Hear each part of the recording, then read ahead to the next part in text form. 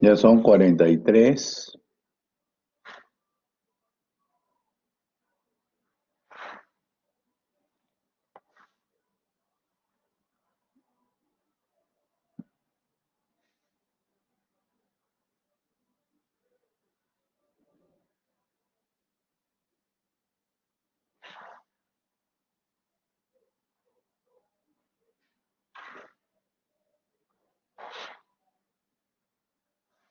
Cuarenta y cinco.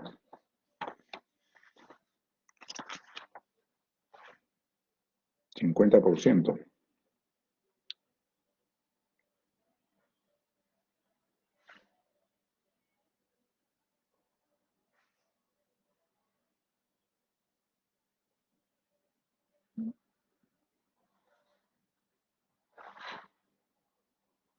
Pero si están en su casa, no están yendo al salón de clases. Deberían estar todos, ¿ya? Bueno, ya son 50. Faltan 33.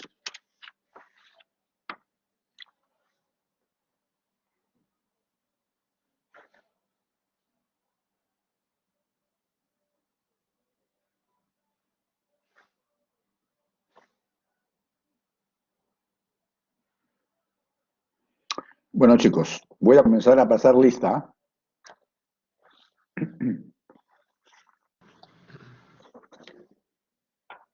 A ver. Echenique Soto. Echenique Soto.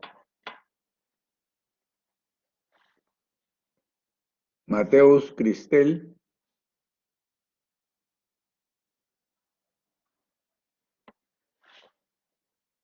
Medina Yataco.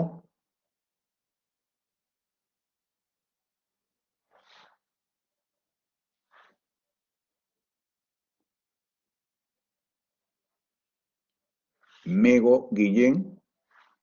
Presente, doctor. Bien. Mejía Alcedo.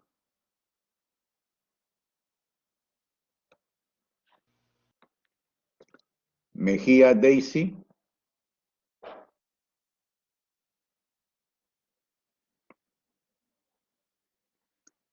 Mendoza Ismael. Presente, doctor. Bien. Minaya González César Augusto. Presente, doctor. Buenas tardes. Buenas tardes. Montoya Cabrera Carla.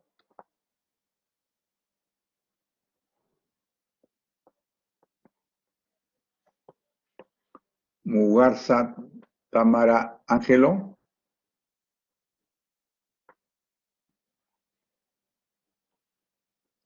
Napán Villalobos Cristian.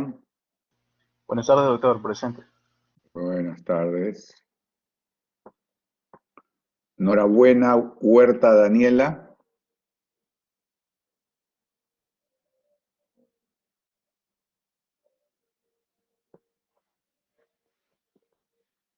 Núñez Reyes Jesús.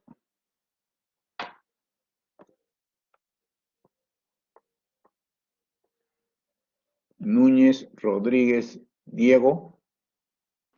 Presente, doctor. Muy bien, buenas tardes. Orellana Luján Eloísa. Buenas tardes, doctor presente.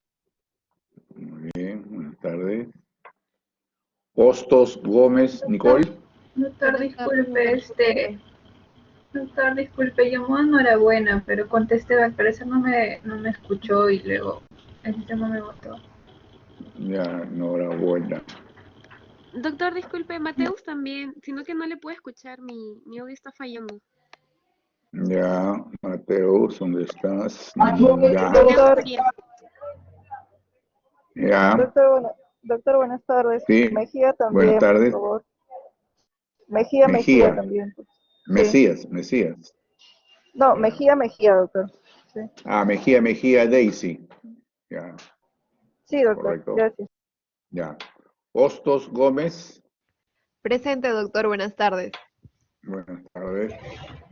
Pacheco Pacheco Sequeiros.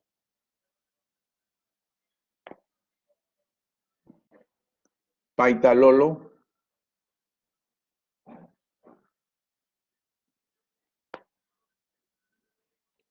Paja Calla Ángelo. Presente, doctor. Buenas tardes. Buenas tardes. Palacios. Doctor, disculpe, buenas Pala- tardes. Medina también presente.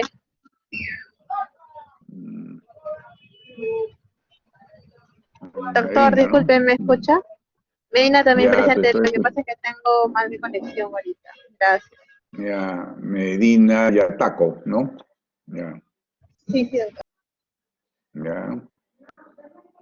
Palacios Modragón. Presente, doctor. Bien, buenas tardes. Palacio Román Allison. Buenas tardes, doctor. Presente.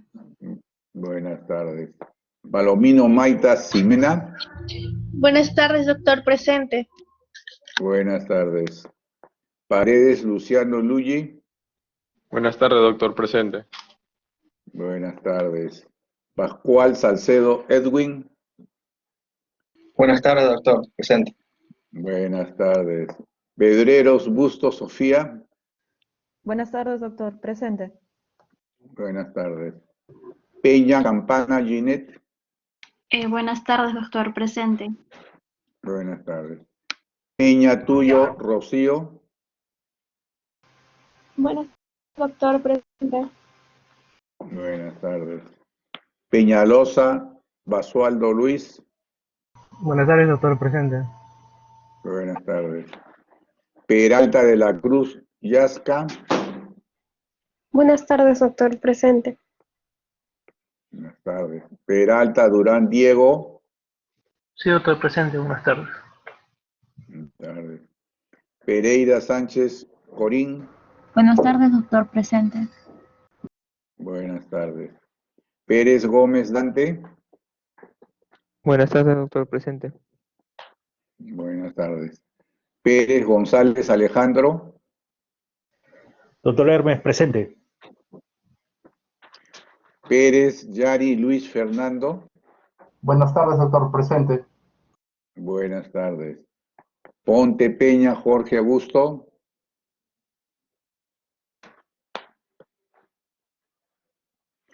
Pozo Mendoza Alexandra.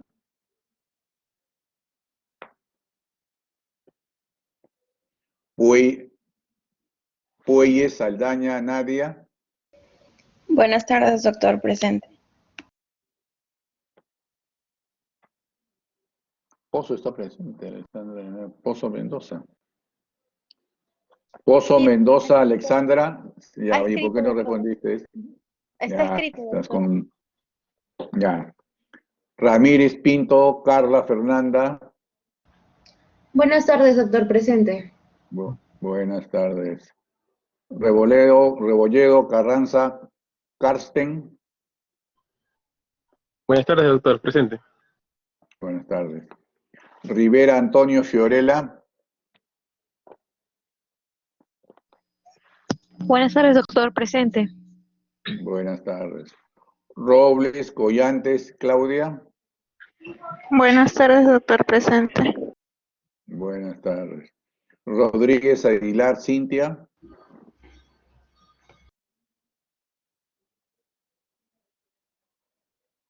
Rodríguez Ormeño Manuel.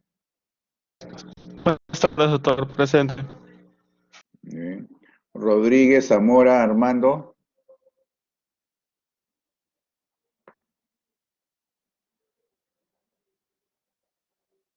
Rodríguez Ceballos Anthony. Doctor, está escribiendo, tiene problemas con el audio, está escribiendo. Sí, doctor. Ya. Rodríguez Zamora tiene problemas con su audio, doctor. Ya, ok. Rodríguez Ceballos Anthony. Buenas tardes, doctor. Presente. Buenas tardes. Rojas Campos Yanina.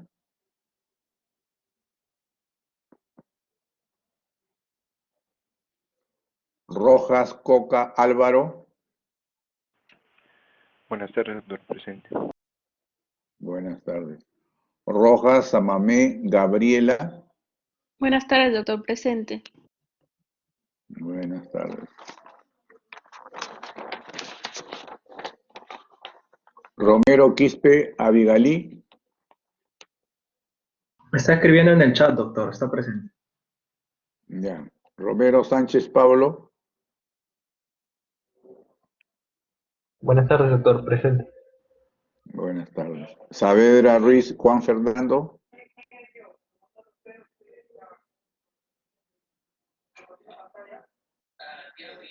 Presente, doctor.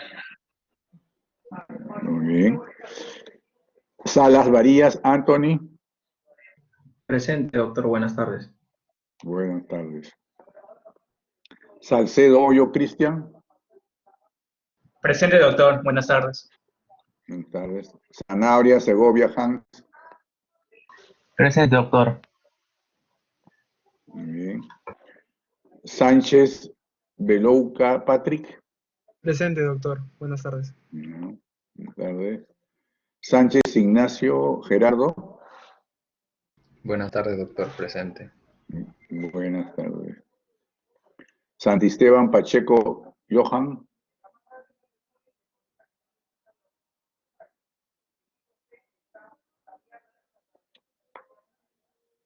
Seminario Monago Valery. Buenas tardes, doctor. Presente. Buenas tardes. Cifuentes Ames Laura. Buenas tardes, doctor. Presente. Buenas tardes. Sueldo Monje Claudia. Buenas tardes, doctor. Presente. Buenas tardes. Talavera Ramírez Jesús. Buenas tardes, doctor. Presente. Buenas tardes. Tananta López Karen.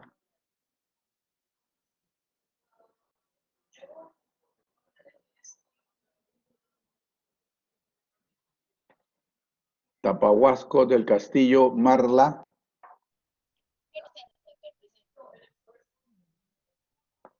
Ya. Está presente. Taquire Carrera Angeli. Buenas tardes, doctor. Presente. Buenas tardes. Telle Chirinos Vania. Buenas tardes, doctor. Presente. Buenas tardes. Tello Linda. Buenas tardes, doctor. Presente. Buenas tardes.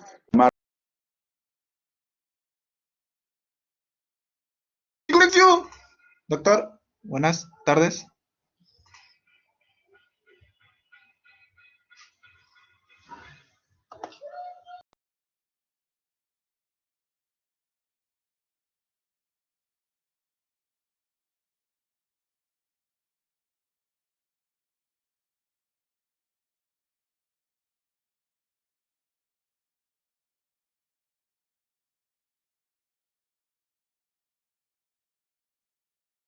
¿Está prendido todo, eh?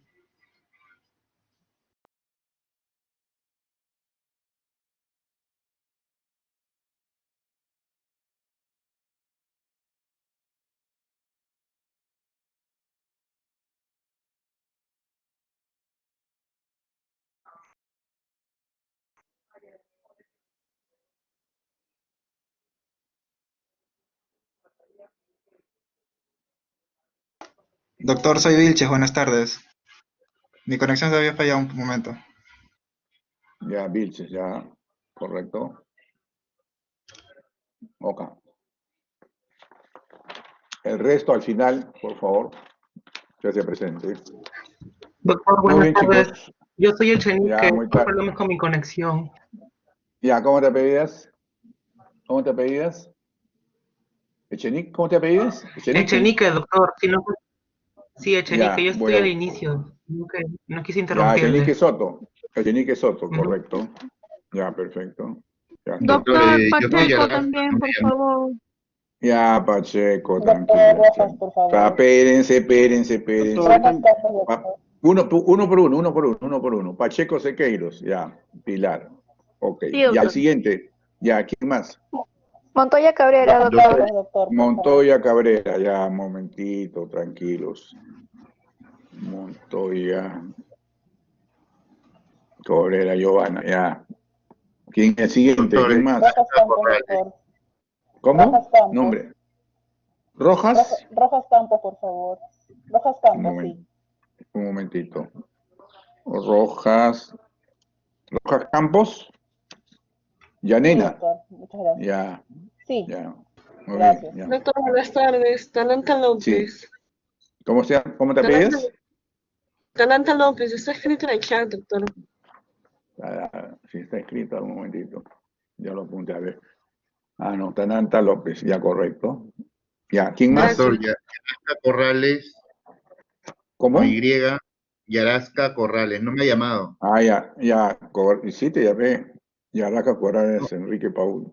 No, lo que pasa es que no me has escuchado. Ya, ¿quién más? Doctor, ¿Quién Ponte más? Peña, doctor. ¿Peña? Sí, Ponte Ah, Peña. Ponte Peña, ya, un momentito, Ponte. Ponte Peña, Jorge, ya. Gracias. ¿Quién más? Zamora Ok, Torres, ¿quién más? doctor. Zamora. ¿Qué pasa, Zamora? Ya, Zamora Torres, ya. ¿Ya llegó Zorrilla? Zorrilla. Sí, doctor. Ya. Muy bien. Doctor. Ya, ¿quién más? Núñez Reyes, ¿Quién más? doctor. Núñez Reyes. ¿Cómo? Núñez Reyes. Ya, Núñez Reyes. Vamos a buscar. Gracias. Núñez Reyes Jesús, ya. Muy bien. Listo. ¿Alguien más? Bueno, chicos. Oca. Estamos atrasados, ¿ah? Muy bien. Bueno, muchachos. Vamos a comenzar. Vamos a compartir ahora. Ya.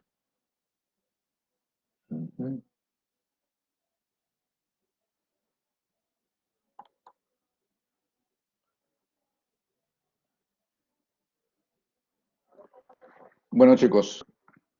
Yo soy el doctor Raúl Sebastián, cirujano general y oncólogo. Hice mi residencia de cirugía en el INEM, ¿no? Y trabajé en el Hospital 2 de Mayo. Fui jefe del servicio de cirugía general y oncológica y 4 en el Hospital 2 de Mayo. Y ahora estoy con ustedes, ¿no? Desde que era el jefe del servicio he estado trabajando con el doctor Gormán, ¿no? En la cátedra, hasta este momento. Así que, chicos, ustedes son cirujanos a partir de este momento. Y por lo tanto, tienen que actuar como cirujanos, tienen que pensar como cirujanos, tienen que discernir como cirujanos, entender y comprender como cirujanos. Y moverse y todo como cirujanos. Bien. Esta es la primera clase, ¿no? De técnicas operatorias. Ustedes ya pasaron por cirugía, ¿no? En la primera parte y ahora están entrando ya a la cirugía general y a las técnicas operatorias. Y por circunstancias de la vida nos encontramos. Voy a cortar mi video para poner más, para tener más campo en mi computadora. ¿No? Nos encontramos que la adversidad tiene el don de despertar talentos que en la comunidad hubieran permanecido dormidos. Esto lo dijo Horacio, un romano, hace muchísimos años, ¿no? Y vean lo verdadero del pensamiento de este romano. En este momento, tenemos un momento de adversidad y en la vida nos habíamos imaginado que podíamos hacer técnica operatoria online. Pero lo estamos haciendo, lo vamos a hacer y ustedes van a salir de técnica operatoria aprendiendo todas las técnicas, manejando todas las técnicas, suturando, haciendo anastomosis intestinales, van a hacer anastomosis gástricas, van a manejar las gastrectomías, van a manejar las hemicolectomías, ¿no? Toda la cirugía intestinal también. Entonces, Sin embargo, el curso va a ser online, pero en realidad lo que ustedes van a hacer en la práctica más que en online, más que en la práctica, con eso le digo todo. Así que tienen que despertar los talentos que a veces han permanecido un poco dormiditos y ahora lo van a despertar y sus habilidades van a tener que salir al frente, su sentido común, ¿no?, que es la práctica cotidiana en cirugía, sus destrezas, se van a enfrentar a pacientes diferentes, no son iguales, todo paciente que llega a ustedes es diferente y van a tener que usar su inteligencia emocional al máximo para controlar sus emociones y para sacar todo el provecho que sea necesario, y su computadora cerebral, que la tienen ustedes ahí, en su cerebro, es una computadora mejor que una computadora mecánica, porque es cerebral, mucho más ágil, más hábil, y van a utilizarla al máximo. Así que chicos, ahora les pido que saquen a flor todos sus conocimientos, toda su inteligencia, toda su percepción, para poder llevar mucho mejor el curso de cirugía, y cuando te acabe el curso, ustedes van a ser cirujanos y van a entrar a la sala de operaciones con toda tranquilidad y con todo conocimiento, ¿no? Y van a hacer lo que tengan que hacer, ¿no? Antes de esta pandemia que ha azotado al mundo, porque lo que nos pasa a nosotros les pasa a todos los estudiantes de medicina y a todos los médicos en todo el mundo, ¿no? Pero que tenemos que seguir adelante en nuestro conocimiento y en nuestro actuar y, sobre todo, en tratar a nuestros pacientes, ¿no? Este conocimiento que ustedes van a aplicar, lo van a aplicar en cualquier momento.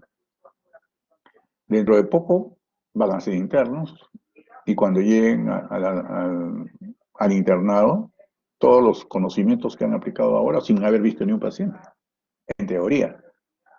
Pero la mente de ustedes lo va a hacer ver a los pacientes a cada rato y van a saber interpretar cada signo, cada síntoma, armar sus síndromes, armar su diagnóstico, hacer su diagnóstico diferencial, solicitar sus análisis de laboratorio y con todo ello entrar a sala de operaciones y van a operar.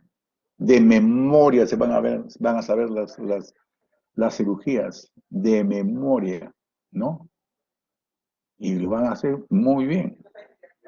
Y cuando le diga el cirujano, a ver, fulano de tal, venga para acá, ha faltado la instrumentista, vas a ser instrumentista. ¿Usted qué van a decir? Sí, doctor. Inmediatamente se colocan, arman su mesa de mayo, ordenan sus instrumentos para la cirugía respectiva. Y se van de frente porque ustedes saben perfectamente cómo es una apendicectomía, cómo es una colecistectomía, cómo es una derivación biliodigestiva, cómo es una gastrectomía, el birro 1, birro 2, gastrectomía total, ¿no? Cómo es la hemicolectomía, etcétera. Entonces ustedes lo saben y lo van a hacer así, sin miedo. Entonces, eso es lo que vamos a hacer. Y ahora vamos a comenzar con lo que es la cirugía. Y en la cirugía,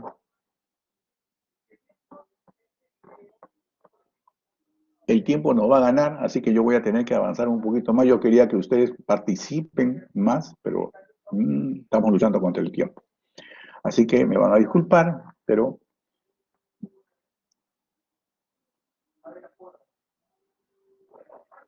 en la cirugía tiene bastantes campos, bastantes ambientes, ¿no?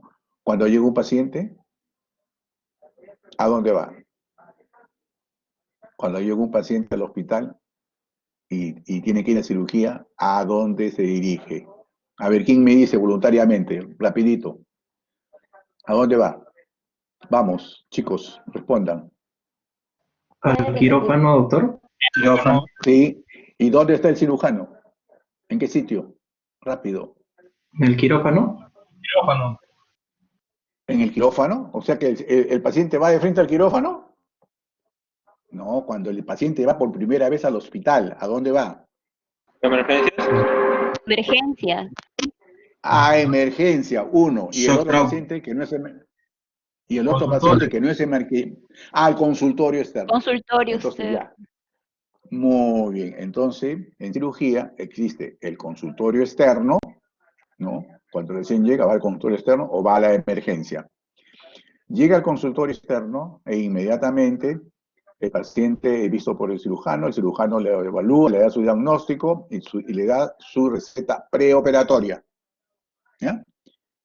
Luego pasa por anestesio, termina todos sus análisis, si tienen que hacer una endoscopía, una radiografía, una tomografía, una resonancia, etcétera. Con todos esos análisis regresa y el cirujano le da la orden de hospitalización. Entonces el cirujano va, el paciente va a hospitalizar, se hospitaliza y hace otro ambiente. Ya no solamente es consulta externa, ahora bien, también hospitalización. Ustedes cuando roten como internos en los hospitales, van a rotar por consultorio externo y también van a rotar por hospitalización, viendo sus pacientes hospitalizados. ¿Ya? Y luego, que está hospitalizado, es programado y es llevado a sala de operaciones. Entonces ustedes van a llegar a sala de operaciones, que es nuestro punto de hoy día, sala de operaciones. Asimismo, si llega por emergencia, el paciente llega a emergencia y va por el triaje al toque le dicen usted es quirúrgico, lo mandan a la cirugía, viene el interno, viene el residente, hace la evaluación y diagnostica una apendicitis, que es la enfermedad más frecuente, ¿no? Inmediatamente le hacen su preoperatorio, sacan sus análisis, todo, y listo, lo programan. ¿Y a dónde va? A sala de operaciones. O sea, la sala de operaciones se encuentra tanto en emergencia como en la sala de operaciones, ¿no? Porque en emergencia hay una salita de operaciones. Y en hospitalización también tiene una central de operaciones, también tiene una sala de operaciones. Entonces va a sala de operaciones. Por lo tanto, nosotros vamos a entrar a sala de operaciones como inicio de toda esta actividad. Muy bien. Y en la sala de operaciones, ¿cómo está distribuida la sala de operaciones? A ver, rapidito, por favor. Vamos, chicos. ¿Cómo está distribuida en 3 áreas? ¿Cuáles son? Área restringida, área semi-restringida y la área restringida que es ya... Ya, muy bien. Tú dices Gabriela, ¿no? Ya. Gabriela clasifican con área restringida, semi-restringida y no restringida. Muy bien. ¿Otra clasificación? ¿Otro? Rápido. ¿Zona negra, gris y blanca? Muy bien, zona negra, gris y blanca. Bueno, nosotros usamos la zona negra, gris y blanca. ¿Ya? ¿Cuál es la zona negra? Vamos rápido. Doctor, generalmente es el primer lugar donde llega el cirujano para sacarse la ropa, por ejemplo, que viene afuera, antes de entrar al cirugía. Para cambiarse, muy bien. El vestidor, muy bien. El vestuario, muy bien. La zona negra es la primera zona de restricción, que es una verdadera zona amortiguada de protección. Es el área de acceso, en ella se revisan las condiciones de operación, presentación de los pacientes, si tienen todo lo que se ha solicitado, ¿no? Y también está el vestidor, donde el cirujano viene y se cambia. Ustedes lo primero que van a hacer es ir al vestidor y se van a cambiar su ropita que traen de la calle y se ponen su uniforme de sala de operaciones. Muy bien. Esa es la zona negra. ¿Ya? ¿Y la zona gris? ¿Cuál sería? ¿Dónde se realiza el aseo del cirujano? Muy bien. Lavado de manos, muy bien. ¿Otra?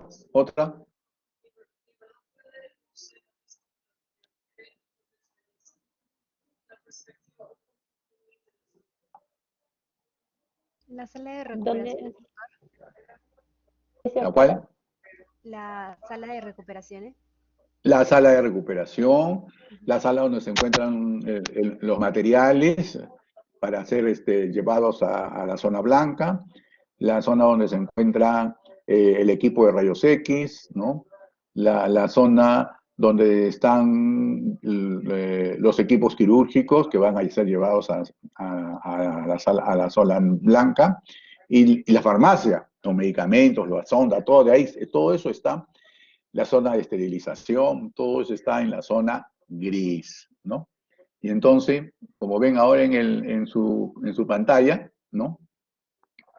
Ven que la zona gris es la segunda zona, es la llamada también zona limpia. Todo personal que entra a la zona gris debe vestir su pijama quirúrgico.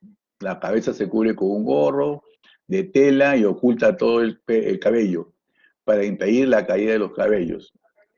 Y la zona, en zonas, por ejemplo, hay que cubrirse la nariz y la boca, entonces hay que usar una mascarilla, ¿no? Aquí, por ejemplo, ven acá con su gorrito, con su mascarilla, con su chaqueta, su pantalón y sus botas, ¿no? Este es el cirujano o la enfermera o el técnico que está circulando aquí en este ambiente con este uniforme. Todos tienen este uniforme, ¿no? Todo el personal tiene este uniforme, para poder llegar a la zona blanca, que es esta de acá, que es el quirófano propiamente dicho. Está la camilla de sala de operaciones, la mesa de sala de operaciones, acá está la cabecera, acá está el anestesiólogo con su equipo, acá está la mesa de mayo con el instrumentista, perdón, el que va a pasar todo sí, el instrumentista, ¿no? Y por acá circula una enfermera circulante, ¿ya? Acá está la cialítica, todo esto es estéril, todo esto es estéril. Entonces,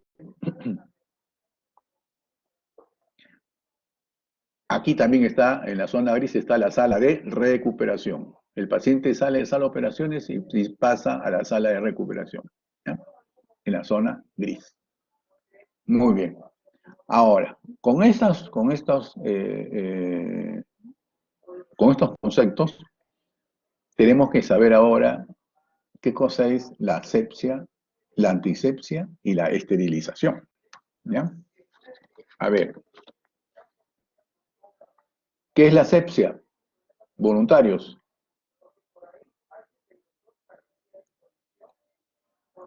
Voluntarios que me digan qué es la asepsia. Doctor, la asepsia es la ausencia de gérmenes que podrían causar una infección o una enfermedad. Muy bien. ¿Y la antisepsia qué es? Las medidas que se puede tomar para eliminar los microorganismos. Ajá. ¿En qué? En organismos vivos, doctor. En organismos vivos, chicos. Muy bien. Entonces vamos a pasar acá. La siguiente lámina. Ya, ustedes han definido muy claramente qué es la asepsia. Es el conjunto de medidas de protección contra la contaminación microbiana que conlleva hacia el estado libre de gérmenes, un estado libre de gérmenes. Es la exclusión de microorganismos causantes de infección. ¿Qué es la antisepsia? Implica el uso de medidas tendientes a ser inocuos a los microorganismos, ya sean eliminándolos o impidiendo su proliferación mediante el empleo de sustancias químicas. Y se aplica en tejidos vivos y de manera externa. Por ejemplo, el lavado de manos. Por ejemplo, el lavado del campo operatorio del paciente. ¿No es cierto? Muy bien. Y luego viene, ¿qué cosa es la esterilización? A ver, chicos, ¿qué es la esterilización? ¿En quién se aplica? Doctor, eliminar microorganismos, pero en este caso en superficies inertes. Así es. Por ejemplo, las pinzas, los guantes, los campos, ¿no? Los catéteres, todo lo que se puede utilizar que es inerte. A eso se llama la esterilización. Es la eliminación de todas las formas vivas vegetativas y resistentes de microorganismos patógenos o no, que se encuentren contenidos en preparaciones u objetos, ¿ya? En el quirófano, la esterilización se usa para destruir todos los microorganismos que están en los objetos que ingresan en el cuerpo del paciente, ya sea pues pinzas, sondas, etcétera, instrumentales, catéteres, agujas, ¿ok? Entonces ya tenemos claramente lo que es la asepsia, lo que es la antisepsia y lo que es la esterilización. Entonces ahora vamos a pasar esterilización. ¿Qué es estéril? Todo objeto o sustancia libre de microorganismos e incapaz de producir cualquier forma de vida. Técnicas de esterilización. Hay medios físicos y medios químicos, ¿ya? Para esterilizar. Y la esterilización se controla con tubos de Brown o cintas de Downey-Dick, ¿no? O sea, en algunos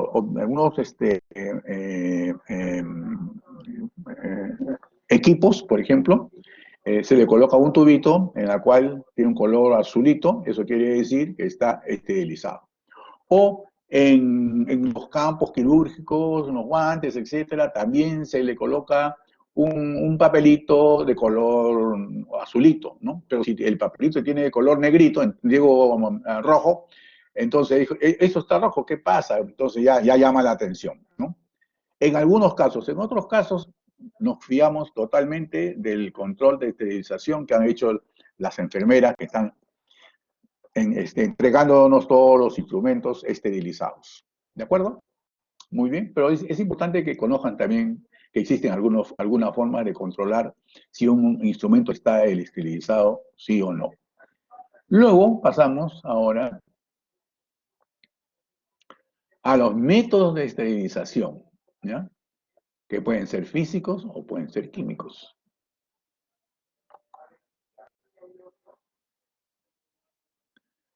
Los métodos físicos son dados por el calor, que puede ser húmedo o puede ser seco.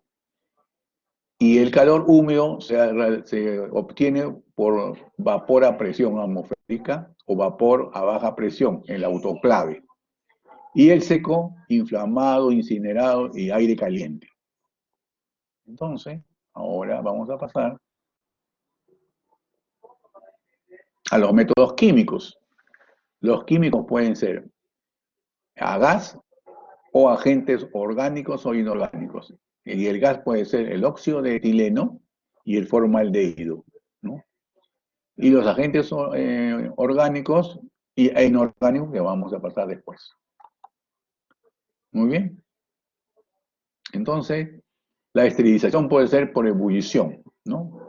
Generalmente, antiguamente se usaba, pues, se hacía hervir, ¿no? Los instrumentos, ¿no? Lógicamente eran muy limitado su uso, pero de todas maneras el hecho de hervir ya es una esterilización. Consiste en elevar la temperatura sobre los 900 grados centígrados, alcanzando en 15 minutos la ebullición del agua. Se sugiere agregar bicarbonato de sodio. No es un método seguro, se sugiere como una mejor opción. En una olla de presión es mucho mejor. Pero ya estos métodos ya no los usamos nosotros, ¿no? Actualmente todo viene estéril, todo ya ha sido esterilizado en la central de esterilización, ¿no?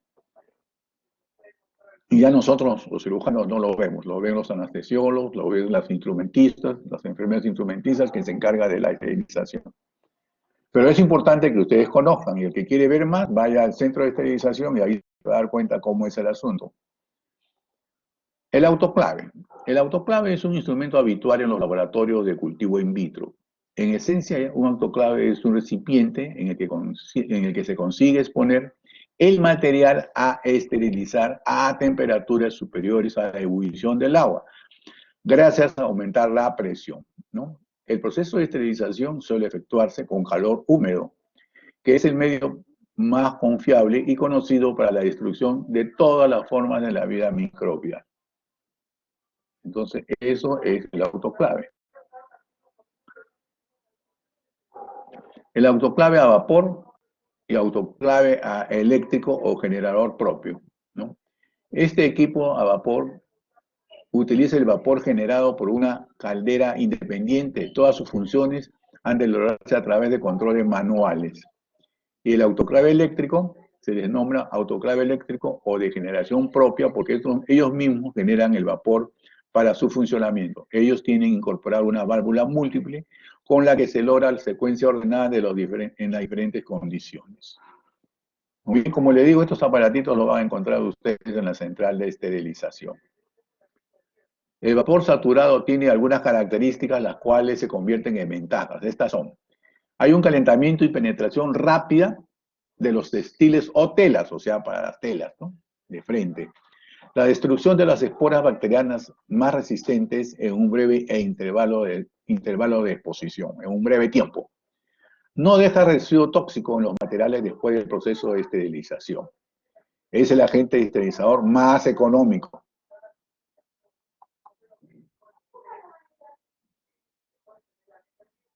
Ahora, la esterilización a calor seco. Es un hornito. Se utiliza hornos eléctricos de aire caliente para la esterilización por la elevación de la temperatura, ¿no? Entonces aquí se utiliza el calor seco, hornito. El pupinel, ¿no? Acción microbicida por coagulación de proteínas. Actúa a temperaturas superiores a 160 grados. Requiere tiempo de posición superior a media hora. Ventaja: se usa para esterilizar cristalería de laboratorio, objetos de metal, aceites, vaselina, polvo, grasas sólidas, productos en polvo, agujas en cirugía. ¿Cuáles son las desventajas? Método difícil de certificación, a costo, requiere periodos largos de exposición, produce gran deterioro de los materiales, requiere altas temperaturas y no hay información respecto a su efectividad contra priones.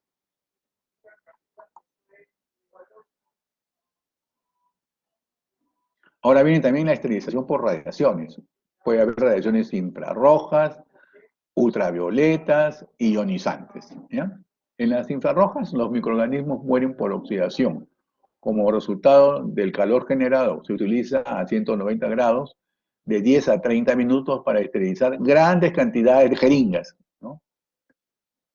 Ultravioleta, se absorbe por proteínas y ácido nucleico. Mata a los microorganismos y provoca reacciones químicas en los núcleos de las células. Ustedes van a ver que en sala de operaciones hay o en situaciones adjuntas a sala de operaciones puede haber un rayo ultravioleta que está esterilizando y está haciendo actuar este proceso de esterilización. Reacciones ionizantes. Son altamente letales debido a su efecto sobre el DNA. La forma más utilizada son las radiaciones gamma a partir del cobalto 60 o del acelerador lineal de electrones. El cobalto 60 y el acelerador lineal se usa en radioterapia, ¿ya? Muy bien.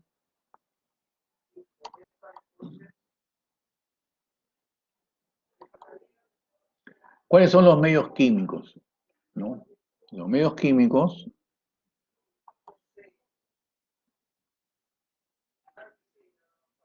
tenemos el alcohol, ¿no?, el jabón, la iodopovidona, que es el yodo agregado a un detergente, ¿no? El mercurio, los fenoles, los ácidos, el ácido acético,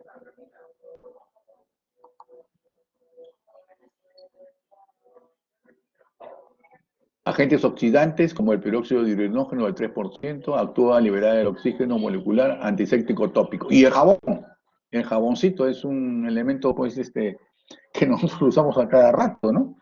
El jabón rompe la tensión superficial de la membrana celular y combinando con otros agentes para magnificar su efecto.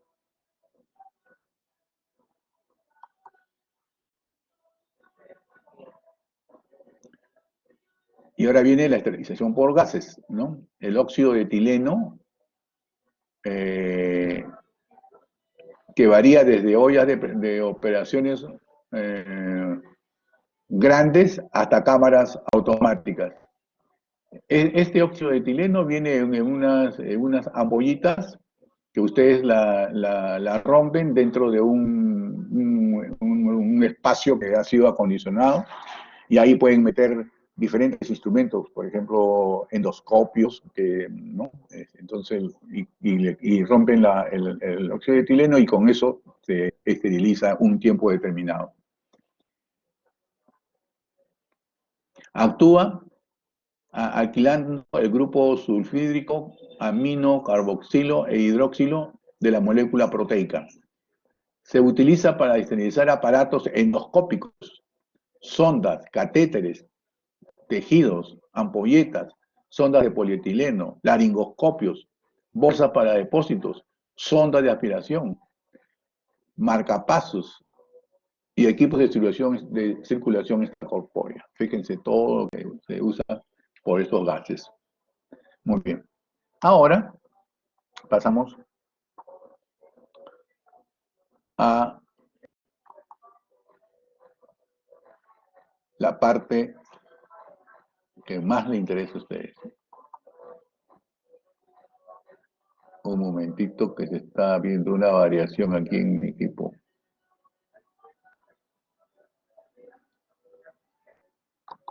Algo está pasando. Hay una gente que se ha introducido a mi computadora.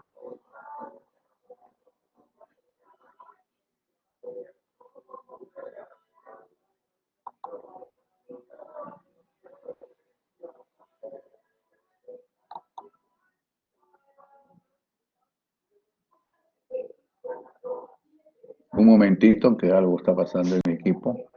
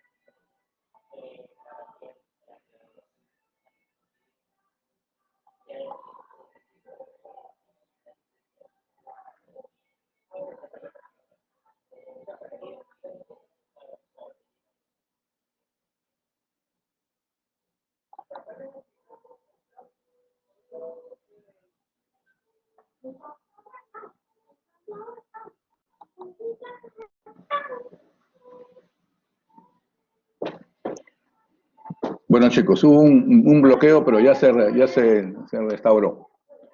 Entonces, este es el equipo quirúrgico. ¿Me están escuchando, no? ¿Aló? Sí, doctor. Sí, doctor. Doctor. Ya, bueno, ni hablar.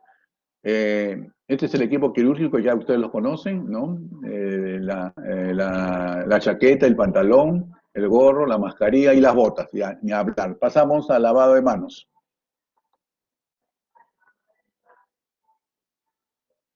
¿Ya? En el lavado de manos, ustedes tienen que lavarse las manos, ya ustedes en su práctica ya lo hicieron, ¿no? Con jabón o con yodopovidona. Antiguamente se usaba el jabón y se demoraba 10 minutos para lavarse las manos. Ahora con el jabón líquido, que tiene agregados otras sustancias más fuertes para antimicrobianos, solamente nos demoramos 3 minutos. ¿Ya? Entonces, en 3 minutos ustedes se lavan las manos 2 o 3 veces, de la palma, el dorso, los dedos, las uñas, ¿no? Hasta el tercio inferior del brazo, ¿no? Y una vez que ustedes han acabado su lavado de manos, van a entrar a la sala de operaciones. En la sala de operaciones, la instrumentista le da un mandil y ustedes se colocan su mandil. Y la circulante le amarra el mandil por atrás, ¿ya? Y luego le colocan una toallita para que se sequen las manos y ustedes se coloquen sus guantes. De tal forma que este es el mandilón de sala, ya la circulante ya le amarró atrás el mandilón y ustedes le dan una toalla, ustedes se secan las manos y luego se colocan los guantes estériles, ¿no? Muchas veces la instrumentista es la que se encarga de ponerle los guantes, pero a veces que está ocupada y no tiene tiempo y entonces le dice, doctor, ahí le estoy dejando sus guantes, usted mismo se los coloca, ustedes se colocan sus guantes, ya como les han enseñado en su práctica, ¿no? Y una vez que ustedes están con sus guantes, se quedan ahí y se colocan las manos debajo de este mandil. Acá hay un mandil. Acá este blanquito, le vamos a poner acá el punterito, ¿ya?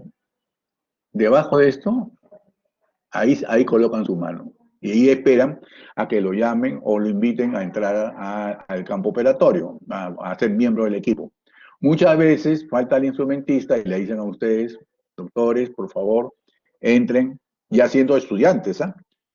A veces que su cirujano que le está ayudando, su instructor, lo invita a ustedes para que entren a sala. Entonces ustedes entran a sala con el debido respeto y están esperando nomás que le den una orden. Le dicen, doctor, ¿puede ser instrumentista? Y entonces ustedes van a decir, con mucho gusto, porque ustedes ya saben ser instrumentistas, van a manejar todos los instrumentos y van a manejar todas las técnicas operatorias.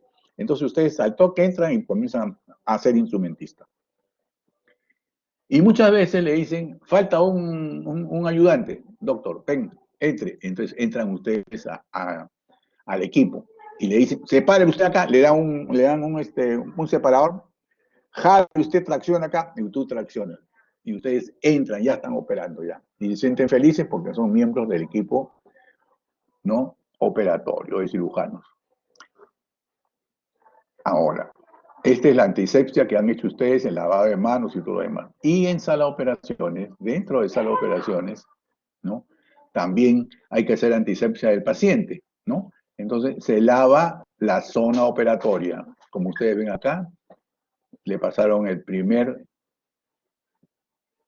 la primera limpieza con yodopovidona y luego se van para acá y se van para acá. Se van a un lado, se van al otro lado, se van al otro lado, se van al otro lado y así sucesivamente de dentro hacia afuera. Ya no regresan hacia adentro, todo es hacia afuera, ¿no? Y queda limpio el campo operatorio, ¿no? Y de acá le colocan los campos, un campo acá adelante y otro campo acá hacia abajo, ¿no? Perdón, las sábanas, son unas sábanas grandes, así se llaman sábanas, como una sábana, ¿no? Entonces, la parte de arriba y la parte de abajo. Y esta de acá con esta de acá la unen, ¿no? La juntan, la pliegan. Y luego colocan los campos de segundo orden, que son 4 campitos. Uno por acá, otro arriba y otro abajo. Uno a la derecha y otro a la izquierda. Y ponen pinza de campo acá, pinza de campo acá, pinza de campo acá y pinza de campo acá. Y ya están listos para entrar para hacer la incisión. Muy bien. Ahora, para hacer la incisión y lo demás, ¿qué necesitamos? Instrumentos. Entonces ahora viene la siguiente parte. Entonces, ya ustedes están en sala de operaciones, ¿no? Y se van a dar cuenta que hay un montón de instrumentos, un montón de pincitas, cada uno con su nombre. Y cada uno tiene su utilización. Cada uno se utiliza en un momento determinado de la operación. Entonces, pueden haber instrumentos de diéresis, ¿no? ¿Cuál es la diéresis? ¿Qué es la diéresis? Vamos, chicos, rápido. ¿Qué es la diéresis? Incisión, doctor. Chicos, ¿qué es la diéresis? La incisión. Entonces, para incidir vamos a usar el bisturí, ¿no? El mango de bisturí con su hoja de bisturí, ¿no? ¿Qué más? Puede ser también electrocauterio, ¿no? Si es, se puede usar bisturí o electrocauterio, ¿no? Y la pinza de disección, con uña o sin uñas, que ustedes ya la conocen, ya la han manejado, la pinza de disección. Luego vienen los instrumentos de hemostasia. Como al hacer la incisión van a sangrar los vasos, entonces ustedes tienen que usar unas pinzas, unas pincitas, ¿no? Que son las pinzas hemostáticas, ¿no? Que son las pinzas hemostáticas. Estas pinzas hemostáticas pueden ser unas pequeñas. Bueno, aquí en esta siguiente, unas pequeñas que son las mosquitos y unas más grandecitas que son las pinzas de Kelly, ¿ya? Las pinzas de Kelly. Son pinzas hemostáticas. Luego vienen los instrumentos de la disección propiamente dicha, que son, pueden disecar con las pinzas de Kelly, con otro tipo de pinzas que van ustedes en el... Cada cirugía tiene un número determinado de pinzas y un nombre de sus pinzas también. Pero en general, en la disección se van a usar las pinzas de Kelly, se van a usar las pinzas de Mosco, ¿no? Si es una disección, por ejemplo, de la vesícula, vamos a usar la pinza de Hayes, ¿no? Y así. Luego vienen los instrumentos de separación, ¿no?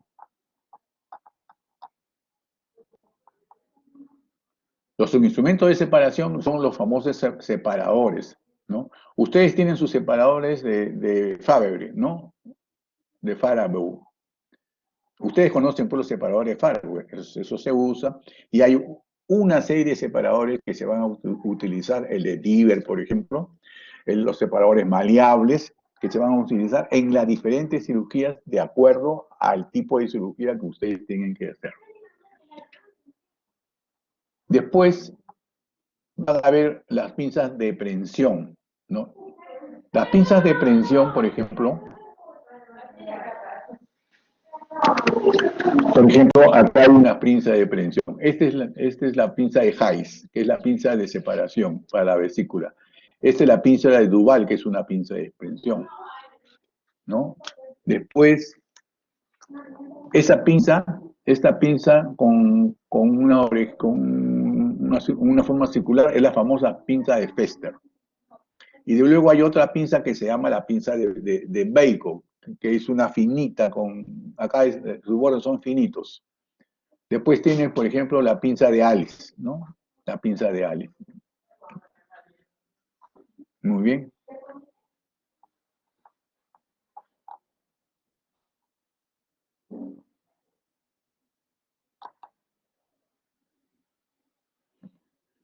Luego vienen los instrumentos de oclusión, ¿no? Que son los clamps intestinales y del estómago, y de diferentes formas. Hay una serie de instrumentos que van a ser entendidos y comprendidos cuando ustedes comiencen a realizar las diferentes operaciones ¿no? De la cirugía. Y entonces ustedes ahí se van a dar cuenta cómo van variando los clamps, ¿no? Generalmente los clamps intestinales, ¿no? Y los clamps para el estómago, que son los clamps más clásicos. Y luego vienen los instrumentos de síntesis, que es para la sutura, ¿no? Aquí su portaaguja, ¿no? Y sus agujas curvas, redondas, y sus agujas rectas.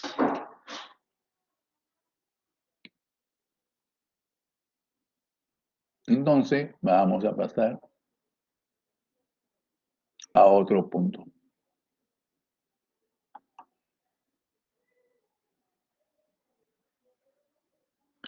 Entonces, ahora vamos a hablar sobre suturas. Suturas.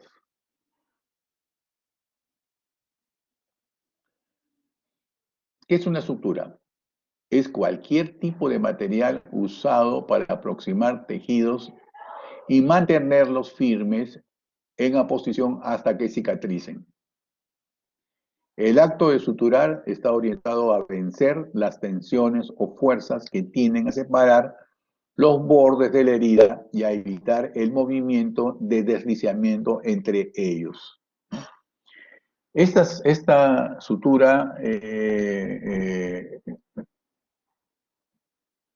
está referida de hace muchos años. Los egipcios usaban, en sus papiros han descrito muchos tipos de suturas, los babilónicos, los hindúes, los romanos, los griegos. Acuérdense que en cada civilización la medicina se ha ido formando paulatinamente.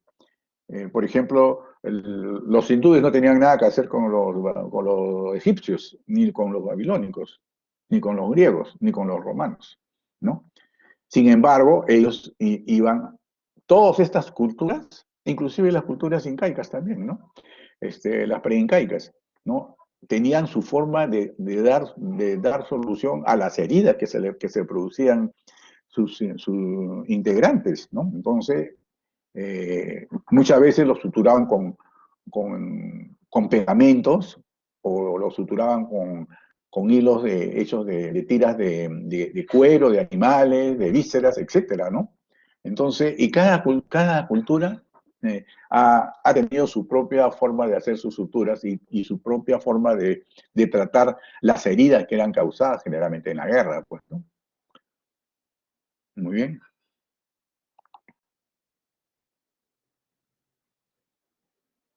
Entonces, pero pasando el tiempo, evolucionando la ciencia y todo lo demás, llegamos a la actualidad.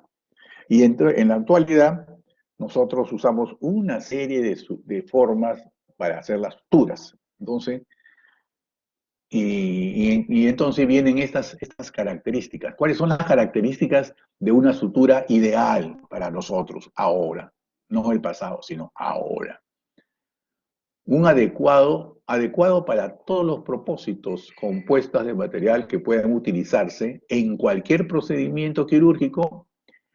Las únicas variables serían el calibre y la fuerza de tensión, ¿no? O sea, el grosor de la sutura y la capacidad que tienen para resistir la tensión. Tienen que ser estériles, ¿no? Suturas tienen que ser estériles. Ahora todo es estéril. No electrolítico, ni capilar, no alérgico, ni carcinogénico. No ferromagnético, como el caso de las suturas de acero inoxidable. Y fácil de manejar.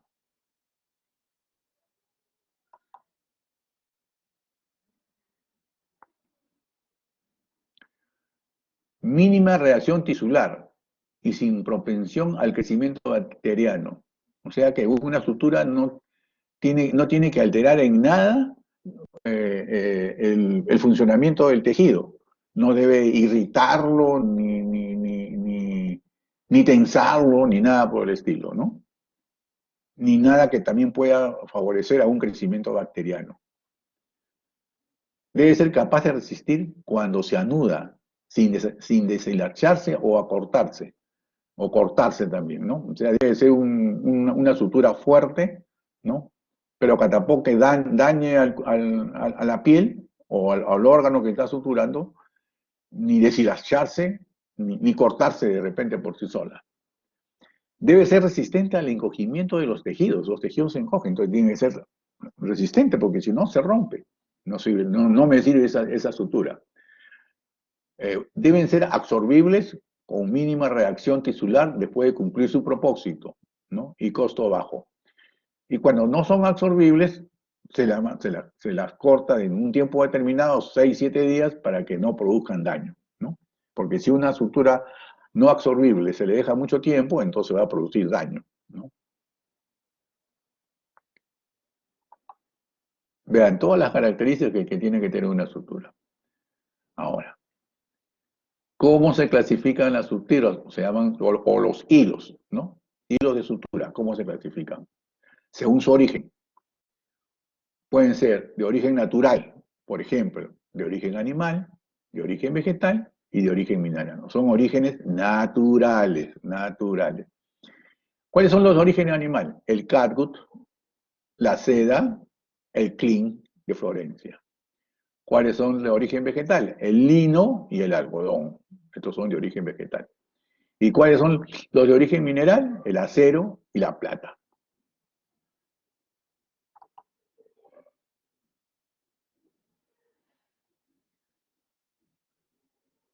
Ahora, según el origen, pueden ser sintéticas, o sea, ya esto ya no es natural, sino ya es sintético, ¿no? Las poliamidas, los poliésteres, la poliodoxona, el ácido poliglicólico, la poliglactín, el polipropileno y el polietileno, ¿no? Estas son suturas de origen sintéticas.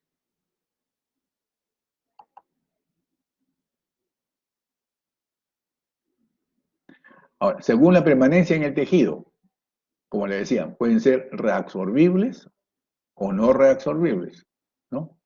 ¿Cuáles son las reabsorbibles? El catgut se reabsorbe. El ácido poliglicólico, el dexon, también es una sutura reabsorbible. El catgut lo van a usar ustedes bastante en la sutura de las mucosas, ¿no? Y el dexon en la serosa, ¿no? O sea, en la mucosa de una intestinal o de todo el tracto intestinal, estómago, asas intestinales, etc. Con la parte de mucosa, siempre con catgut. Y la parte de la serosa, con dexon, ¿no?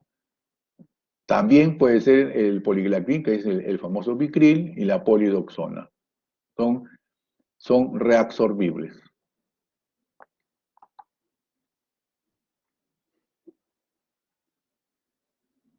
Según el tiempo de permanencia en el tejido, puede ser no reabsorbible, ¿no? O sea, no se reabsorbe. Que son las poliamidas, los poliésteres, el algodón, el lino, la seda, el acero y la plata, ¿no? Estos, como no son reabsorbibles, generalmente se usan en la forma externa, ¿no? En la cual ustedes pueden cortarlo y listo. En algodón, lino, seda, todo eso lo cortan a los 7 días y sale, y no hay ningún problema.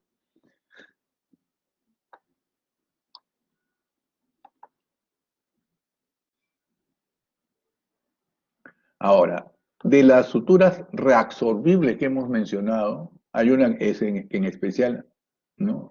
Y porque es una de las más usadas, es el catgut. Ustedes tienen que acostumbrarse ya a la palabra catgut, ¿no? ¿Y qué es el catgut? Es una sutura reabsorbible, usado fundamentalmente en las mucosas de los tejidos, de los órganos, mucosas. Se reabsorben. O sea, solo se reabsorben, no hay ningún problema, no hay necesidad de sacarlo. Si ustedes cosen el estómago, después ¿cómo van a sacar la sutura? ¿No es cierto? No puede ser. Tiene que ser reabsorbible, porque eso se queda adentro, ya no hay forma de sacarla. Por lo tanto, se tiene que reabsorber. Y ese es el catgut. ¿Qué es el catgut? Es obtenido de la submucosa del carnero y de la serosa de la vaca. Cuando se le añade sales crómicas, entonces se llama catgut crómico. Cuando se le añaden sales crómicas, se vuelve más fuerte y resistente a la degradación y se demora más para reabsorberse, ¿ya? Hay tejidos en los cuales ustedes necesitan que se demore más para reabsorberse, ¿no? No les conviene que se reabsorban muy rápido, ¿no? De repente se abren prematuramente.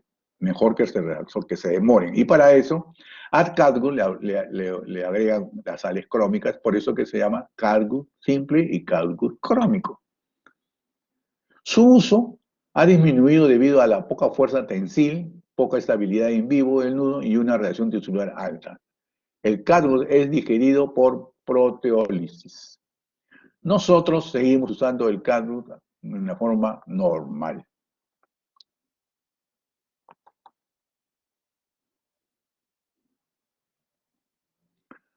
Reabsorbibles, el Dexon, ¿no?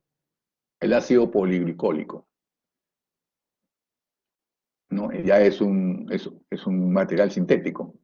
Polímero del ácido glicólico introducido en el 1970, como la primera estructura sintética disponible. El ácido poliglicólico, Dexon. Es conocido por su fuerza tensil, la seguridad de sus nudos y una menor reactividad tisular que el catgut, por ser su digestión por hidrólisis.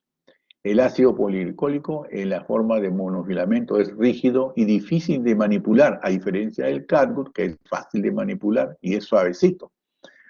Por ello, existe una presentación trenzada que facilita el manejo. También puede ser recubierto, lo que suaviza su paso a través de los tejidos y anudamientos. Entonces, ya vimos el Dexon. Ahora, vamos a pasar ahora a las estructuras no reabsorbibles, las que no se reabsorben. Hay estructuras no reabsorbibles naturales, como por ejemplo la seda, y sintéticos como el nylon o el polipropileno y el poliéster. Acá lo más frecuente lo que usamos es la seda y el nylon, ¿no? ¿Qué es la seda? La seda es una fibra de proteína natural producida por el gusano de seda. Los chinos la usaban desde hace muchos años, siglos. La seda moderna es trenzada, suave y tal vez el material de sutura más fácil de manejar y anudar. Sus inconvenientes son una fuerza tensil escasa, la reacción tisular y la infección bacteriana.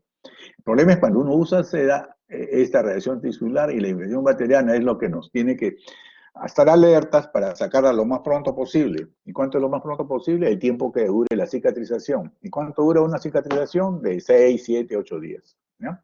Entonces ustedes al 7º día ya están sacando su seda. De lo contrario, va a producir este tipo de infecciones. ¿Ya? No se olvide. A veces que los chiquitos se olvidan y dejan sus sedas y no cortan, no las retiran. Muy bien. Pasamos. La seda.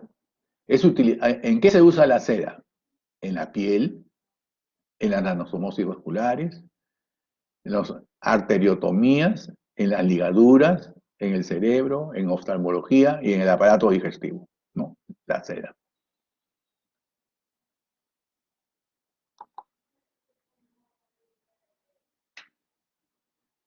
Ahora, el material no reabsorbible también, ¿no? El nylon, por ejemplo. El nylon es un material sintético que lo usamos también para la piel. En cirugía plástica se usa porque hay nylon 5,0, 6,0, 7,0, delgadísimo, delgadito. En oftalmología, en otras especialidades donde usan el hilo más delgadito, usan el nylon, el finito, ¿ya? Nosotros generalmente usamos nylon 2 ceros, ¿no? Pero en cirugía plástica 6 y 7 ceros. El nylon es una fibra sintética de un polímero de poliamida y es un monofilamento, no absorbible, más usado en cirugía cutánea, en la piel. Tiene fuerza tensil alta, propiedades elásticas, excelentes. Poca reacción tisular, o sea, no produce tanta reacción tisular, no se infecta, ¿no? Y un costo ha bajado bastante el nylon ahora. Su principal desventaja es la gran memoria, lo que obliga a realizar 3 o 4 nudos para sostener el punto en su lugar. O sea, si ustedes hacen un nudo o 2 nudos, se desata. Entonces hay que darle 3, 4 nudos para que esté bien seguro y bien fuerte. ¿Ya?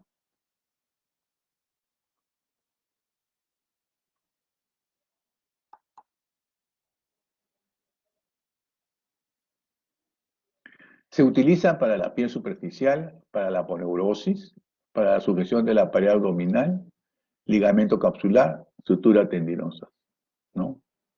Ya, estas son las marcas. Pasamos.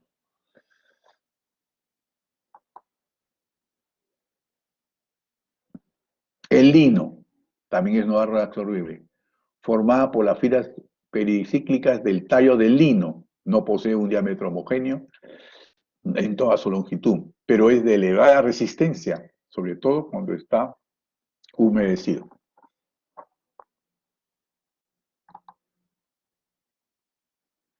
Entonces ahora vamos a ver el tamaño de una sutura. El tamaño de la sutura es directamente proporcional al diámetro del filamento. El tamaño cero, que es la base, ¿no? La base, para decir más cero o menos cero, el cero tiene alrededor de 5 milímetros de grosor. O sea, el grosor es 5 milímetros, delgadito. Cuando el diámetro del filamento es menor de 0,5, se le agrega un cero al número que le corresponde. O sea, cuando más se le agrega el número al cero, es más delgadito el cero, el filamento, ¿no? Por ejemplo, Cadwood 0 mide 5 milímetros. Cadwood 2,0 más chiquito. Cadwood 3,0 más delgadito. Cadwood 4,0 más delgadito. Cadwood 5,0 más delgadito. Y así, delgadito, delgadito, van adelgazándose. Ahora. Entonces aquí está, ¿no? Ya les expliqué el cero. Ahora, si es más grueso, si comienza a engrosarse, entonces ya no se usa 2,0, sino se usa el CADUR 1, CADUR 2 es más gruesito, CADUR 3 es más grueso, ¿ya?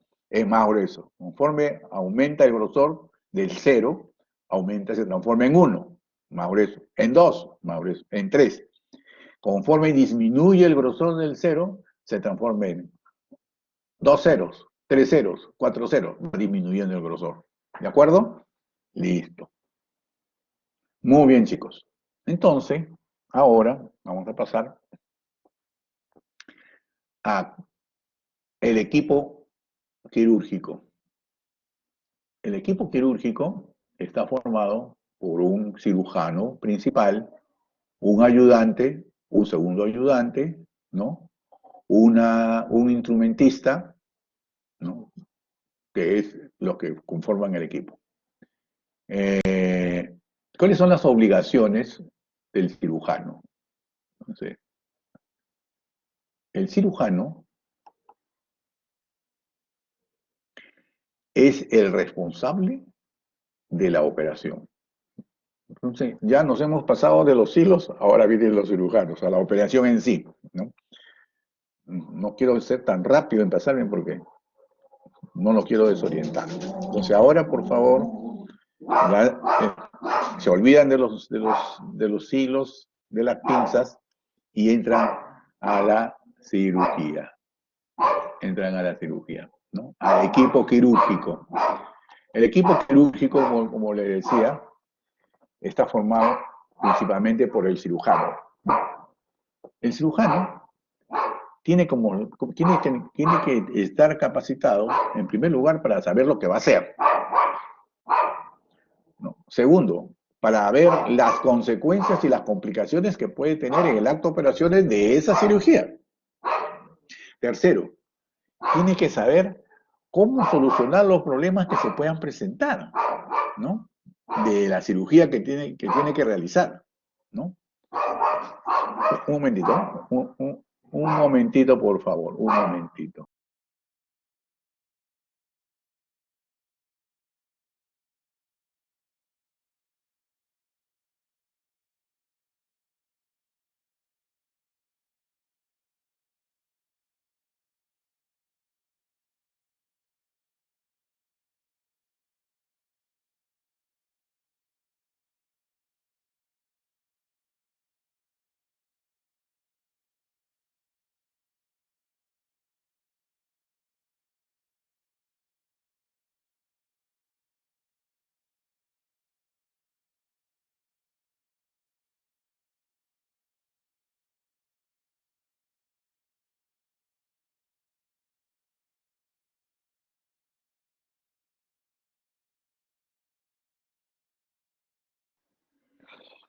Y entonces el cirujano tiene que tener la capacidad para solucionar los problemas que se presenten en el acto operatorio. Y también tiene que tener la capacidad para poder hacer que su equipo trabaje a su estilo, a su forma, a sus características, ¿no? Y lógicamente, teniendo en cuenta que cualquier error que se cometa en el acto operatorio, el único responsable es el cirujano. El primer ayudante no tiene nada que ver ante el juez, ni tampoco ningún miembro del equipo, solamente va el cirujano como responsable. Por lo tanto, el cirujano tiene que ser muy estricto en que todo funcione tal como él lo está dirigiendo. Porque un error del equipo se va a perjudicar al paciente y al final el cirujano va a ser el responsable. Por lo tanto, todo el equipo sabe cómo opera el cirujano, qué cosa es lo que va a hacer y tiene que estar así, trabajar en equipo, como una máquina. Entonces, tiene que tener un correcto diagnóstico, saber lo que se va a hacer, medidas preoperatorias precisas, selección de los procedimientos quirúrgicos, ¿no? Lo que se va a hacer, y la toma de decisiones. Él tiene que tomar decisiones. Y todo el equipo quirúrgico tiene que estar atendiendo y viendo lo que hace el cirujano y ayudándolo para que el cirujano pueda operar mejor. Limpiando, secando, separando mejor, ¿no? Presentando mejor, ¿no? Y esas son las características del cirujano. Luego viene el ayudante del cirujano, el primer ayudante.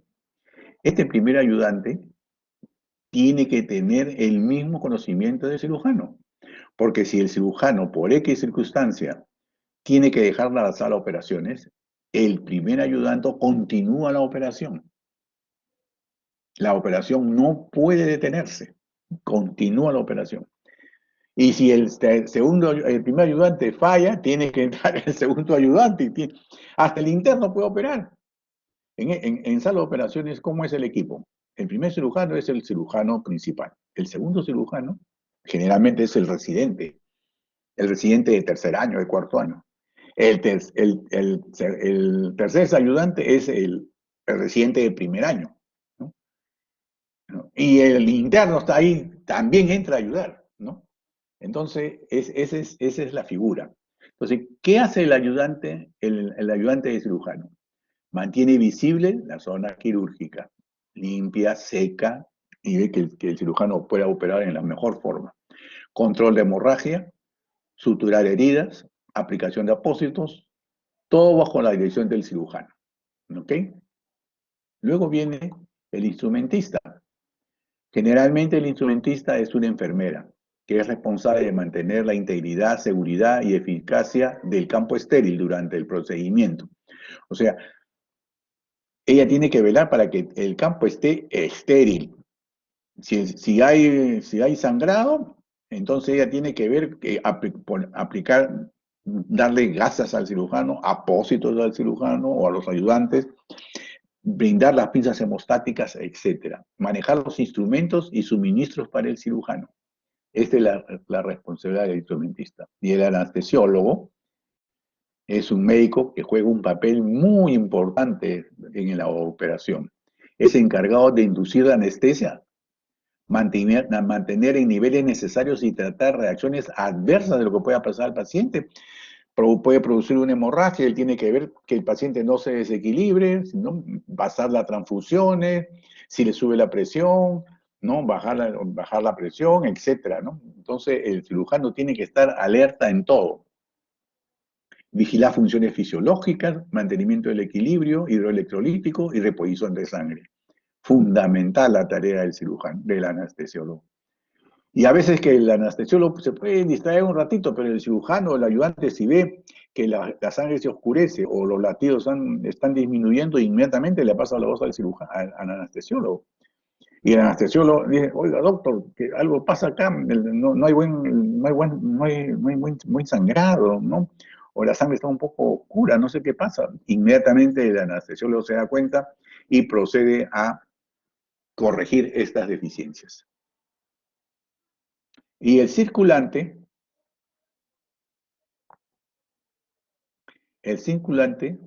es un técnico o una técnica que controla el ambiente físico y emocional, permitiendo que no existan distracciones, ¿no? Si alguien tiene alguna molestia y le fastidia algo, entonces el circulante se da cuenta, el doctor que desea algo, sí, ¿sabe qué? Levántame la máscara porque se me estaba cayendo, o me está fastidiando acá en la parte de atrás, ¿no? Ya, entonces ya, o estoy sudando, ¿no? Entonces el circulante inmediatamente le pasa un pañito, ¿no?, por la zona donde está sudando, de repente le está ajustando algo, le desajusta, ¿no?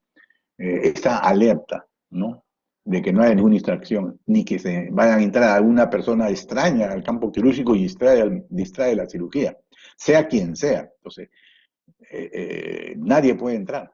Entonces, esa persona está cuidando que nadie entre, que nadie interrumpa la sala de operaciones. Y a veces también hay que ponerle un poco de música suave para la cirugía. Poner la música suave para que se calmen las cosas, ¿no?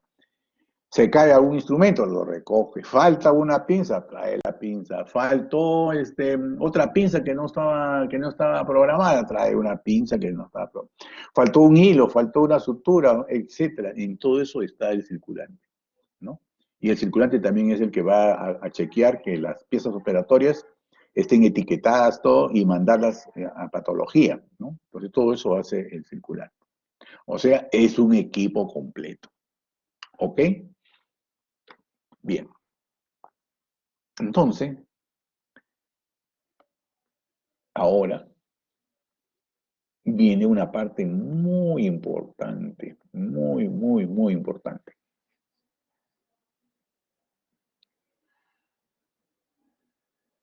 Ustedes podrían calcular cuántas personas intervienen desde el inicio hasta el final del proceso de la atención de un paciente quirúrgico. A ver, ¿quién me puede decir?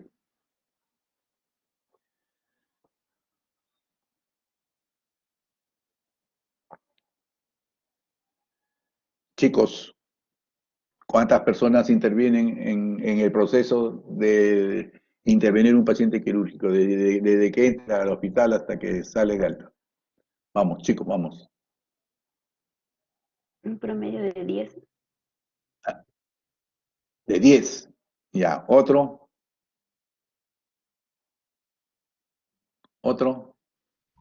Otra intervención, han dicho que un promedio de 10 personas intervienen. Ya, otras personas, otro. 5, doctor. 5, otro. Yo le he dicho de todo el proceso, ¿eh? Desde el que el paciente ingresa, llega al hospital y sale de alta. 15, doctor. 15. ¿Otro? Ya, chicos, no se rompan la cabeza. Más de 100. Van a decir, ¿qué? ¿100? Por supuesto. Vamos a contar, ¿eh? Así nomás suavecito, para que vean ustedes. ¿Y por qué es importante esto?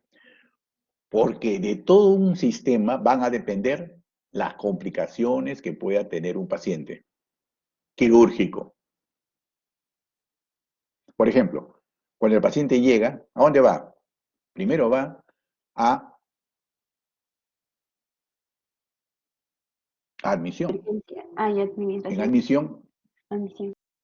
Claro, va a admisión. En admisión le tiene que dar la identificación, el nombre, quién es, cómo es hombre, es mujer, etcétera, punto, ¿no? Luego le hacen una historia clínica. Hay una persona que hace la historia clínica. Hay otra persona que está archivando ese dato, ¿no? Luego el paciente paga, ¿no? Hace su cola para pagar la historia clínica y todo lo demás. Ahí nomás ya cuántas personas han intervenido, un montón, ¿no? Luego, cuando va al consultorio externo, lo recibe la técnica que está afuera, ¿no? Tiene que sentarse, ¿no? Y Luego entra y lo va a recibir el cirujano, ¿no? Le hace sus órdenes y tiene que ir al laboratorio a hacer una serie de exámenes.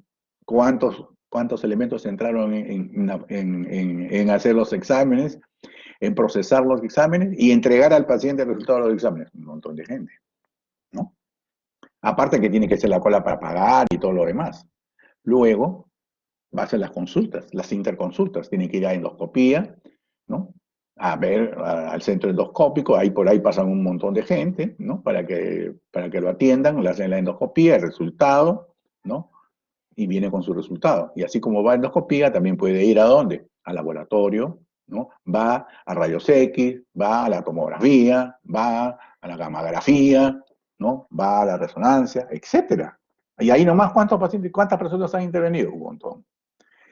Viene con el resultado y se va al anestesiólogo. El anestesiólogo lo evalúa y etcétera, etcétera, etcétera. Ya no quiero seguir porque al final va a hospitalización, luego en hospitalización la cama y todo lo demás, viene la dieta, la nutricionista, el psicólogo y esto y el otro, y en sala de operaciones, todo el equipo que está funcionando en sala, luego va a patología, la pieza operatoria, si se confunde en patología, la pieza operatoria, estamos mal, etcétera, etcétera, etcétera. Entonces interviene un montón de gente. Y ahora viene el punto más importante de nosotros, que es la cirugía segura. Y para la cirugía segura, el cirujano no puede tener errores. Y vean lo que dice R. Ransom. Los servicios de salud son los más complejos que ninguna otra industria en términos de relaciones y tipo de especialistas, subespecialistas, tipo de personal. Cuanto más complejo es un sistema, más probabilidades hay de que tengan fallas. Y eso es lo que pasa, ¿no? Por eso que todo tiene que ser sin fallas, pero desgraciadamente hay tanta gente que interviene que a veces que el paciente no es el paciente, es otro, o sea, se confundieron historia clínica. O el cirujano opera una hernia y era del otro lado y no era la hernia donde tenía que estar. O puede operar, sacarle una pierna y no era la pierna que tenía que sacarle porque la otra pierna era la que estaba, etcétera. Y sí, va a pasar una serie de cosas. Se puede olvidar una gasa, un instrumental, una tijera, una pinza dentro de la cavidad abdominal, ¿no? Y entonces tiene que haber un control estricto. Para eso está la cirugía segura. ¿Cómo se hacía para hacer un control para que el paciente pueda, el cirujano puede estar seguro que ese paciente es el que se va a operar? ¿Se acuerdan ustedes qué se hacía? ¿Alguien puede decir algo para ver eso? Ya, no doctor, importa. un riesgo Se hacía el consentimiento. Sí. Ya, riesgo quirúrgico es uno y el otro es el consentimiento informado. El paciente tiene que firmar un consentimiento informado. El cirujano tiene que acercarse al paciente antes de operarlo y decirle, señor fulano de tal, usted se va a operar mañana o ahora de una colecistitis, ¿no? Y se le va a hacer una colecectomía laparoscópica, pero puede haber complicaciones. Y puede haber una complicación con la vía biliar. Y hay que hacerle de repente una derivación biliodigestiva y una serie de complicaciones. Inclusive se puede morir. ¿Usted está de acuerdo con todo lo que le estoy diciendo? Sí, doctor. ¿Usted confía? Sí, doctor. Firme acá, firma, huella, DNI y todo lo demás. Ese sería el consentimiento informado. ¿Ya? Pero ahora, hasta con consentimiento informado, ya las cosas no, salen de control. Por ejemplo, antes habían los protocolos, ¿ya? Uno tenía que cumplir estrictamente lo que dice el protocolo, pero son seres humanos que son diferentes, no pueden haber protocolos. Entonces se cambiaron por guías. Ahora se usan las guías, que te dan un poquito más de amplitud y de libertad para poder tomar una decisión, ya que al final de todo el cirujano va a ser responsable de cualquier cosa de lo que pase con el paciente. Entonces, para eso está la cirugía segura. Y en eso estamos. 5 datos sobre la cirugía, la seguridad de la cirugía.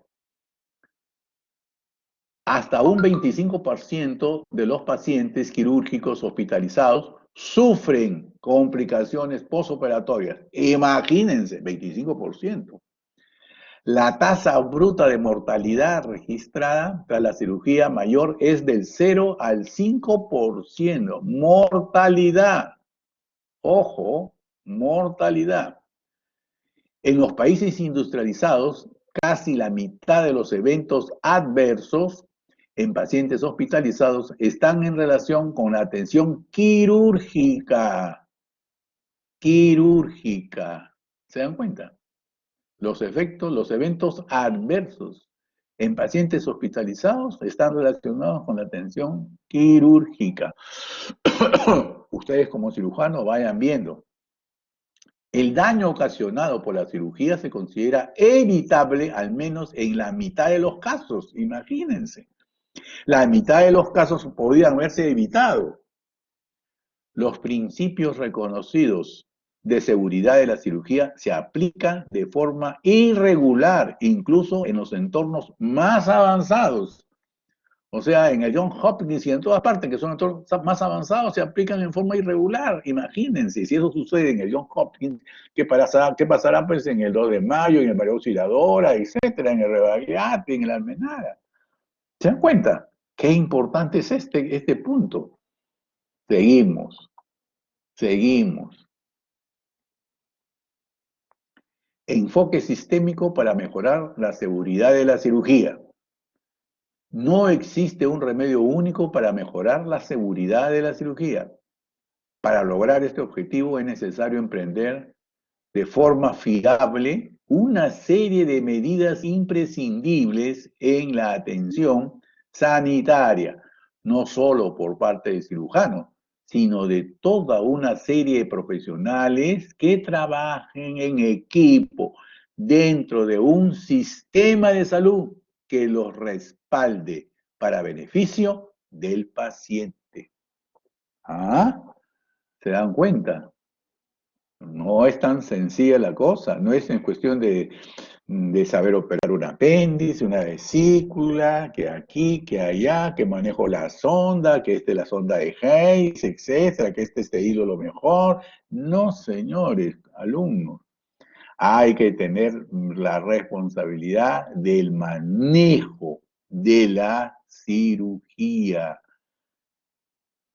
Muy bien, entonces, seguimos aprendiendo. 10 objetivos esenciales para la seguridad de la cirugía. Vean, esto es importantísimo. Objetivo número 1. El equipo operará al paciente correcto en el sitio anatómico correcto. 2. El equipo utilizará métodos que se sabe que previenen los daños derivados de la administración de la anestesia, el tiempo que protegen al paciente del dolor. El equipo se preparará eficazmente para el caso de que se produzca una pérdida de la función respiratoria o del acceso de la vía aérea y reconocerá esas situaciones. Tiene que darse cuenta cuando comienzan las fallas. 4. El equipo se prepara eficazmente para el caso de que se produzca una pérdida considerable de sangre y reconozca estas situaciones. Están hablando del equipo, no solamente del cirujano, del equipo, de ustedes. 5. El equipo evitará provocar reacciones alérgicas o reacciones adversas a fármacos que se sabe que se suponen un riesgo importante para el paciente.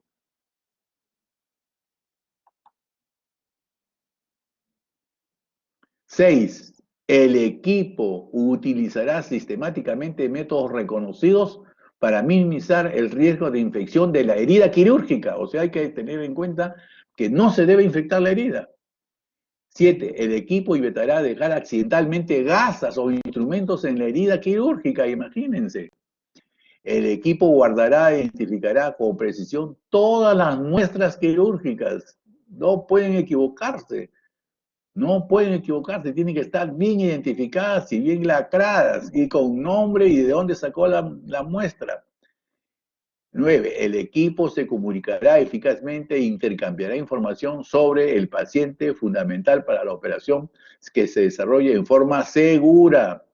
y los hospitales y sistemas de salud públicos estarán en una vigilancia sistemática de la capacidad, el volumen y de los resultados quirúrgicos. Eso quiere decir que se deben publicar cuántos pacientes se operan, cuántos se complican, cuántos fallecen, cuántos salen de alta, qué pasó, por qué se complicaron, por qué fallecieron, dónde estuvieron las fallas. Todo eso hay que analizarlas como hospital y como sistema de salud. Muy bien. Ahora.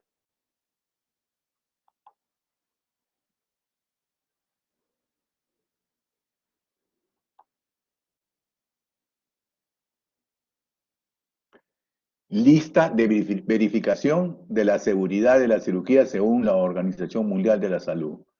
Antes de la inducción de la anestesia, antes de la incisión cutánea y antes de que el paciente salga del quirófano. Entonces, existen 3 estados de la cirugía en la cual uno tiene que tener una serie de controles estrictos y se deben cumplir.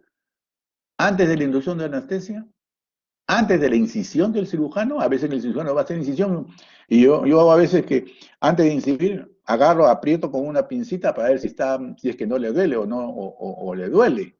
Y si no le duele, ya voy seguro que está anestesiado. Y antes de que el paciente salga del quirófano.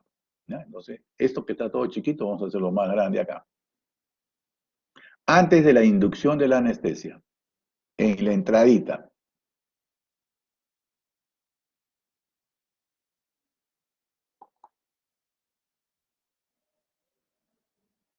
Ya, en la entrada, cuando el paciente entra a la sala de operaciones, el paciente tiene que haber confirmado, no, es decir, no el paciente, sino el equipo tiene que haber confirmado la identidad del paciente. ¿Es usted fulano de tal? Sí. ¿Es el paciente? Sí. Ya. El sitio quirúrgico. ¿Se va a operar usted de una hernia inguinal del lado derecho? Sí. Ya. ¿De qué sitio? Tal sitio. Ya. El procedimiento, qué tipo de procedimiento se va a realizar y debe figurar en la programación. Se va a hacer una hernioplastía, ya, muy bien. Con colocación de malla, muy bien. Y su consentimiento, tiene que haber firmado el consentimiento informado del paciente. Ojo, ¿eh? Tiene que haber firmado el consentimiento del paciente en su historia. Luego, hay que demarcar el sitio, ¿no?, donde se va a operar. Luego, se ha completado el control de la seguridad de la anestesia. El anestesiólogo tiene que estar totalmente seguro que el paciente tiene todo su material, no le falta nada. Tiene que haberse colocado el pulsímetro de pulso en funcionamiento. Tiene que haberse colocado su pulsímetro de pulso. Todo paciente tiene que llevar eso. El paciente tiene que preguntarle, ¿tiene alergias conocidas? ¿Sí o no? Vía aérea difícil o riesgos de aspiración, tiene que controlarse, ¿sí o no? Si hay riesgo de hemorragia mayor de 500, si tienen depósito de sangre, ¿no? Y si ha previsto o disponibilidad de acceso intravenoso o líquidos adecuados, tiene que tener su vía permeable, ¿no? Por si acaso. Todo eso es a la entrada. Ahora.